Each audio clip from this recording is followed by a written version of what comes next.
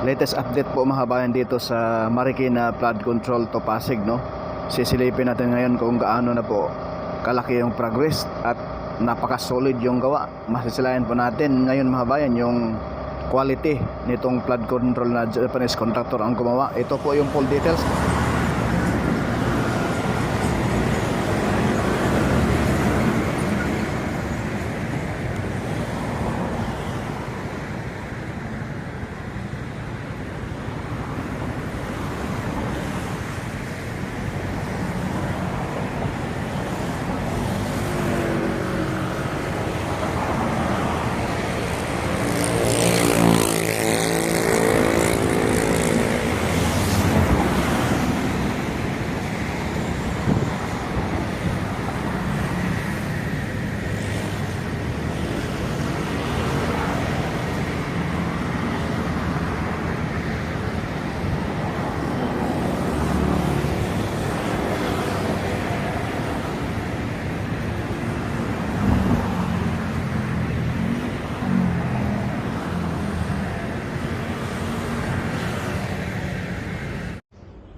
Good morning po mga bayan, welcome po muli sa ating panibagong vlog rito po sa kaabang-abang at napaka-importanteng flood control sa ating bansa. Itong Marikina Flood Control, masasalain po natin mga bayan na napaka-solid at napaka-high quality, pang international standard itong quality ng Japanese contractor. Shout out po sa Tuyo at Shimizu Joint Venture. At narito po si Kuya atin pong ma-interview na taga rito mismo sa Barangay Santulan, Pasig.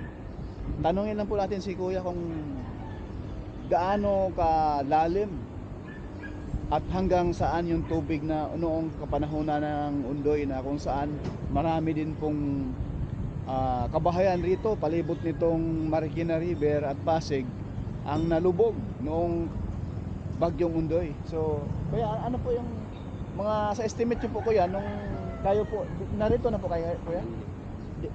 Nakatira na kayo rito sa tabi ng Marikina River. So sa tingin niyo po Kuya, maalala niyo pa po medyo matagal ng panahon, hanggang saan po yung tubig kaya? Itong pinakatayuan ko nito, Ito. hanggang dito, Taas pa. taas na to. Ah. Dito na. Saka yung nakikita yung kalsa, tulay Yung na yan. tulay ng Inabot na yan. Opo. Inabot ng tubig yan. Inabot Apaw yan. Kuya, Apaw umapaw yan, o apaw. umapaw pa ng mga bayan. Tuhod yan. Opo. Tuhod, tapos makikita mo Dito. dito, nandun kami sa may sabong. May umaabot pang bahay dyan at saka mga sasakyan. Galing din dyan sa may SM. Opo. SM. Na Yung mga nakapark doon sa mga SM.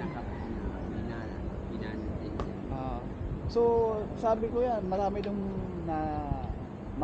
patay doon time na yun. Mayroon maraming na nakita dito, tapos yung mga kalabaw dito. Kalabaw Dati, na dahil ano rin, nung panahon tinangay din. Tinangay nung panahon kasi may campus, tumana pa to eh. Okay. Kalabaw, baboy, may alagang baboy dito.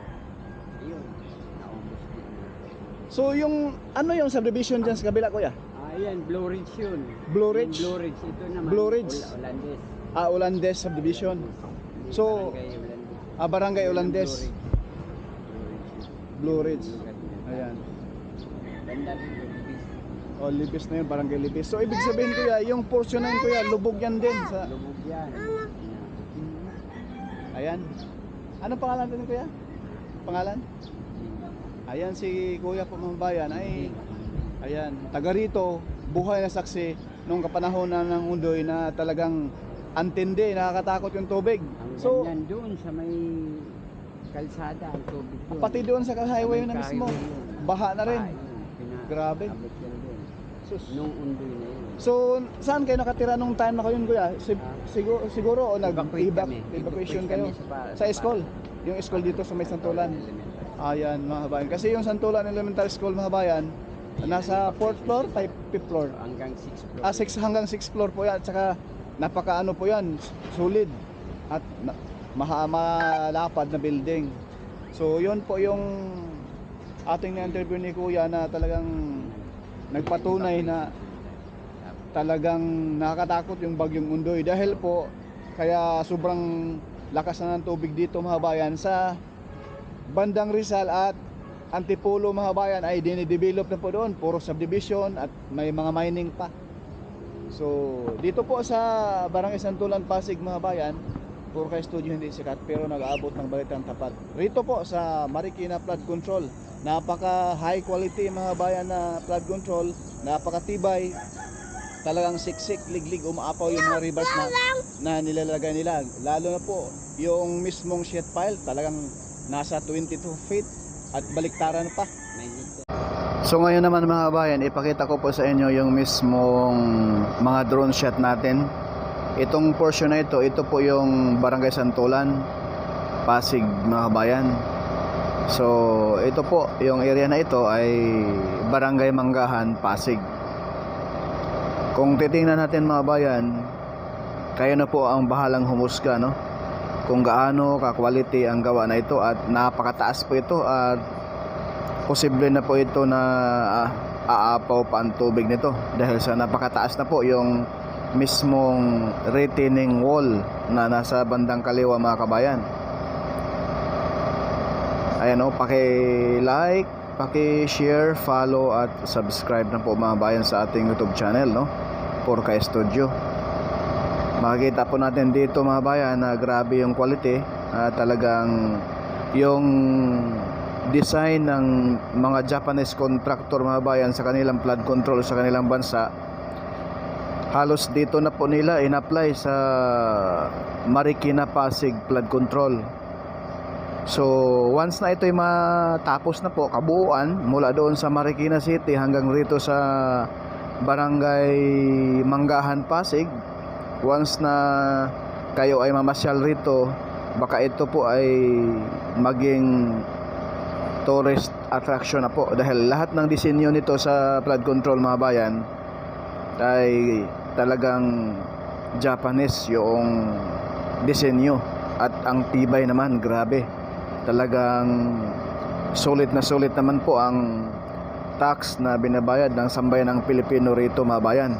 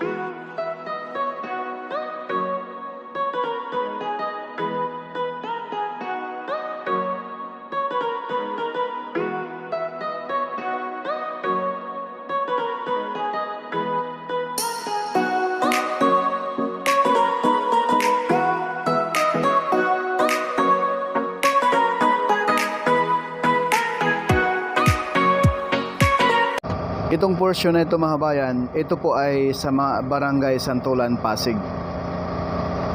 Kung titingnan nyo po mga bayan, grabe yung rivers.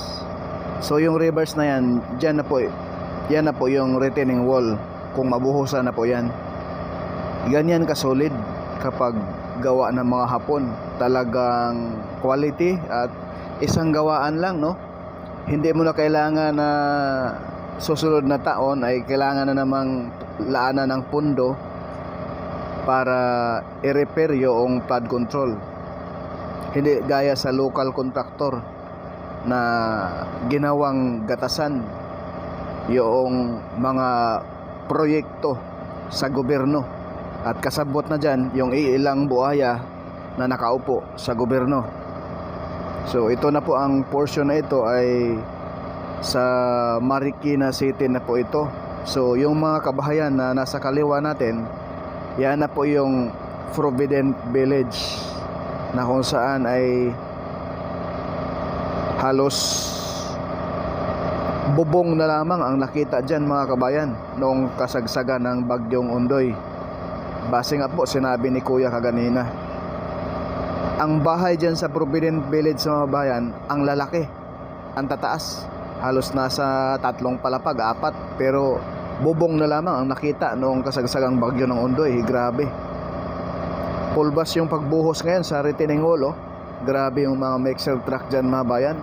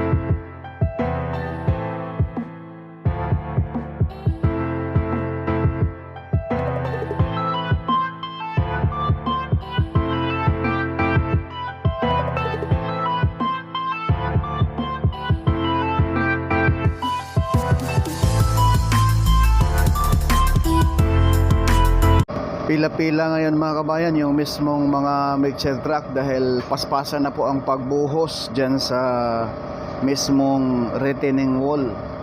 Dahil alam naman natin ngayon ay tag-ulan na, ay talagang kung hindi pa yan matapos pagbuhos yung retaining wall, kung may malakas na ulan ay posible pa rin baha-bahain pa rin yung Provident Village dahil hindi pa tapos yung pagbuhos sa retaining wall. May mga ilan lugar pa na hindi pa nabuhusan, hindi pa tapos yung retaining wall mga bayan.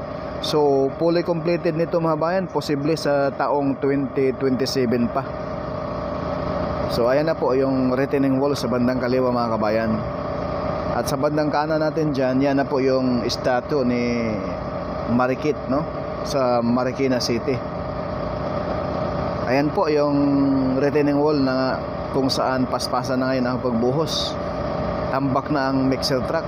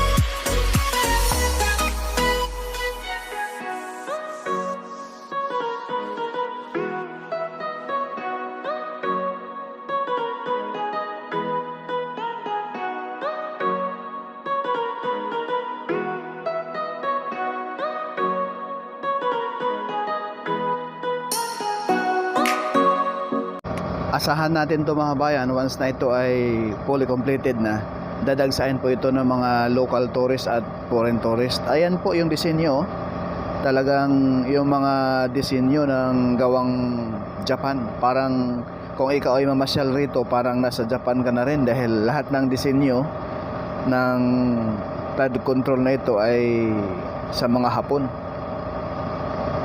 Grabe yung quality mga bayan, talagang isang gawaan lang. Hindi ito basta-basta bumigay kung may mga baha man na malalakas or bagyo. Talagang high quality, pang international standard po ito mga bayan.